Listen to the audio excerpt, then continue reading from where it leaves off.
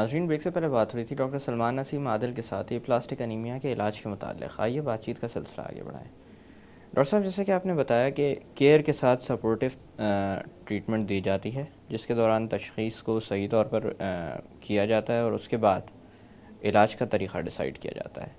کس طرح کی ٹریٹمنٹ آپشنز موجود ہوتی ہیں ایک دفعہ جب یہ چیز اسٹیبلش ہو جاتی ہے تو؟ جی، اس میں یہ ہے کہ اگر تو یہ موروثی ہے پلاسٹک انیمیا یا انہیریٹڈ ہے پلاسٹک انیمیا، تو اس میں تو ایک ہی طریقہ علاج ہے کہ ان بچوں کا یا ان نوجوان لوگوں کا ٹرانسپلانٹ کیا جائے. ٹھیک ہے، اس میں تو اسٹیبلش ٹریٹمنٹ ہے، اس کے علاوہ کوئی اور طریقہ علاج بون میرو موجود ہی نہیں ہے بون میرو ٹرانسپلانٹیشن یا اسٹیم سیل ٹرانسپلانٹیشن کے علاوہ، اور دوسرا طریقہ علاج موجود نہیں ہے. البتہ جو ایکوائرڈ ہے پلاسٹک انیمیا ہے، اس میں یہ ہے کہ اگر وہ شدید ہے پلاسٹک انیمیا، جس کو سیویئر ہے پلاسٹک انیمیا کہتے ہیں یا ویری سیویئر ہے پلاسٹک انیمیا کہتے ہیں، یہ کیٹیگریز بھی تو ٹیکنیکل ہیں. اس میں یہ کہ وائٹ سیل کاؤنٹ جن لوگوں کا بہت کم ہوتا ہے، 500 سے کم ہوتا ہے، وہ ویری سیویئر ہے پلاسٹک انیمیا کہلاتے ہیں، اور جن کا 500 کے لگ بھگ ہوتا ہے وہ سیویئر ہے پلاسٹک انیمیا کہلاتے ہیں، اور جو ان سے بہتر ہوتے ہیں وہ نان سیویئر ہے پلاسٹک انیمیا کہلاتے ہیں.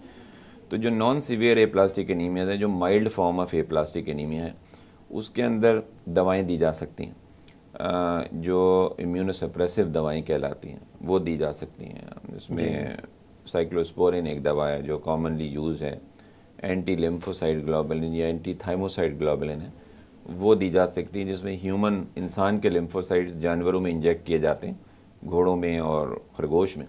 تو دو سورسز ہیں، ہارسز اور ریبٹس، اور وہ جانور جو ہیں وہ انسان کے لیمفوسائٹس کے اگینسٹ اینٹی باڈیز بناتے ہیں.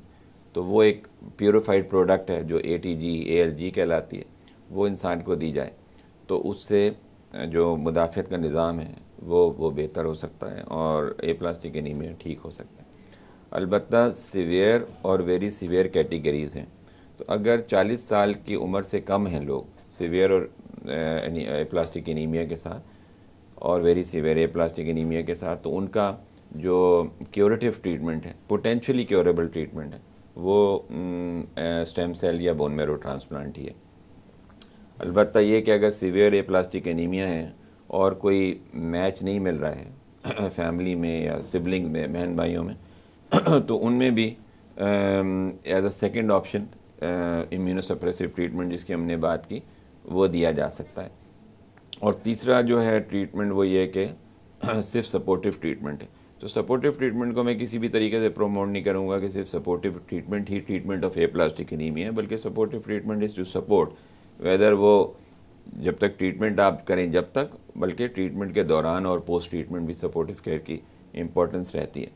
تو اس لحاظ سے جو انہیریٹڈ ورائٹی ہوئی وہاں صرف transplant, very severe plastic anaemia میں ٹرانسپلانٹ، اگر میچ موجود نہیں ہے تو میچ ان ریلیٹڈ ٹرانسپلانٹ کیا جائے، اور سیویئر پلاسٹک انیمیا میں پریفریبلی ٹرانسپلانٹ کیا جائے.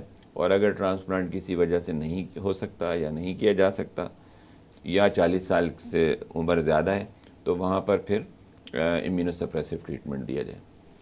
اشرف صاحب، اس طرح کی ٹریٹمنٹ کے دوران کس طرح کی مشکلات پیش آ سکتی ہیں یا ڈیو ٹو ٹریٹمنٹ کوئی سائیڈ ایفیکٹس وغیرہ جو سامنے آتے ہوں؟ جی، اب پلاسٹک انیمیا میں تو ٹریٹمنٹ کے دوران بھی اور ٹریٹمنٹ سے پہلے بھی رسک، جو سب سے میجر رسک ہے وہ ایک تو بلیڈنگ کا ہے کہ بلیڈنگ بڑے کہیں ایسی جگہ ہو سکتی ہے جس سے انسان کی موت واقع ہو جائے، بڑی سر میں بلیڈ ہو جائے خدا نخواستہ، یا کوئی اور بلیڈ ہو. تو ایک تو بلیڈنگ کا رسک ہوتا ہے، اور دوسرے انفیکشنز ہیں، کیونکہ انسان کے پلاسٹک انیمیا کے مریض کے جسم میں مدافعت کا نظام ہی نہیں ہے، اس لیے انفیکشنز اکثر اوقات جان لیوا ثابت ہو سکتے ہیں.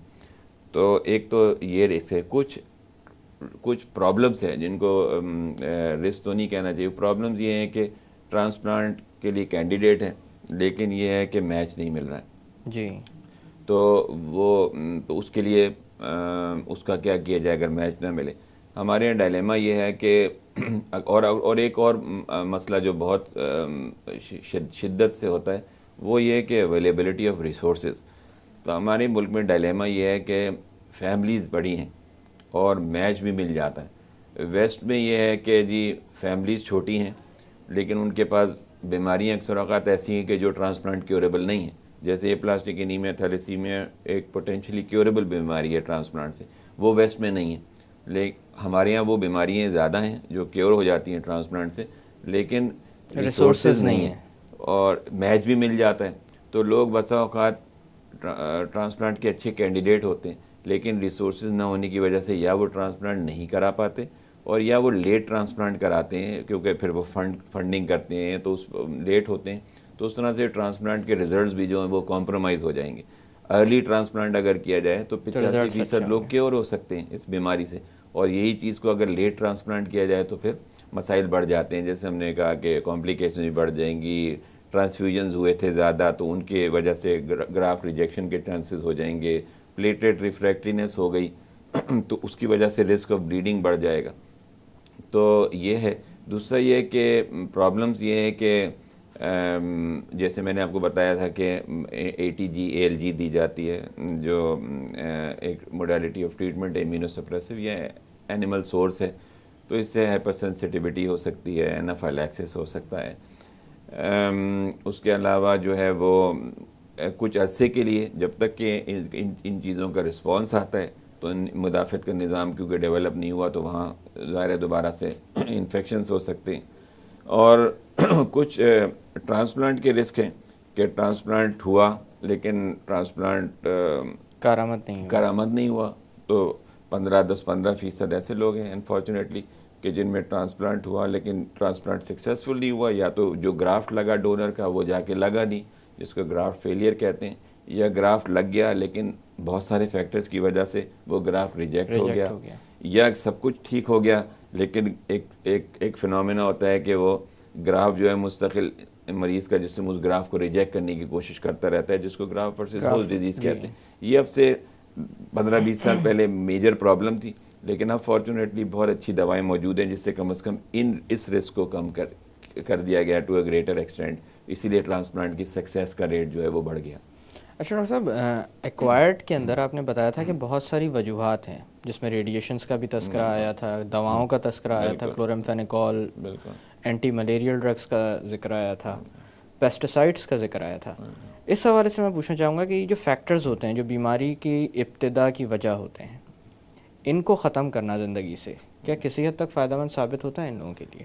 بالکل فائدہ مند ثابت ہو سکتا ہے، کیونکہ اگر جیسے اور وہ چیزیں جو ہیومن کنٹرول میں، مطلب یہ کہ دواؤں پہ کنٹرول جو ہے وہ تو ہیومن کنٹرول میں ہے نا. اگر یہ دوائیں جو ہیں یہ ایک لیجسلیشن ہو کہ جی دوائیں اوور دا کاؤنٹر ڈرگز نہیں ملیں گی وداؤٹ اے ڈاکٹرز پرسکرپشن، تو بالکل اس ایک ایلیمنٹ کو آپ کم کر سکتے ہیں کہ بھئی ایزی اویلیبلٹی آف ڈرگز جو ہے وہ بند کر دی. آپ کبھی بھی کسی ڈرگ سٹور پہ چلے جائیں، فارمیسی پہ چلے جائیں، آپ کو وہاں پر میجورٹی لوگ ملے ہوں گے جن کے ہاتھ میں کوئی پرسکرپشن نہیں ہوگا اور وہ علامات بتا رہے ہوں گے اس فارماسسٹ کو، جو کہ most of the time pharmacist نہیں ہوتا. وہاں پر فارماسسٹ کی ڈگری ضرور لگی ہوتی ہے کیونکہ وہ ایک ریکوائرڈ ہے، لیکن وہ لوگ جو وہاں کام کر رہے ہوتے ہیں وہ ان کا کوئی تعلق نہیں ہوتا اس فیلڈ سے. لوگ علامات بتاتے ہیں، وہ دوائیں نکال کر جو ہیں وہ ان کو دے رہے ہوتے ہیں. تو اس چیز کو تو بہت آرام سے کنٹرول کیا جا سکتا ہے. اسی طریقے سے جو ہے وہ پیسٹیسائڈس کا ہے کہ اگر کوئی کنٹرول اتھارٹی ہے جو کہ ڈیفینیٹلی ہوگی تو اس کا کنٹرول کا نظام ہونا چاہیے کہ بیجا جو ہے وہ اسپرے اور کتنا اسپرے، کون سی دواؤں کا اسپرے ان چیزوں کے لیے کیا جائے جو کہ ہیومن کنزمپشن میں آتی ہیں.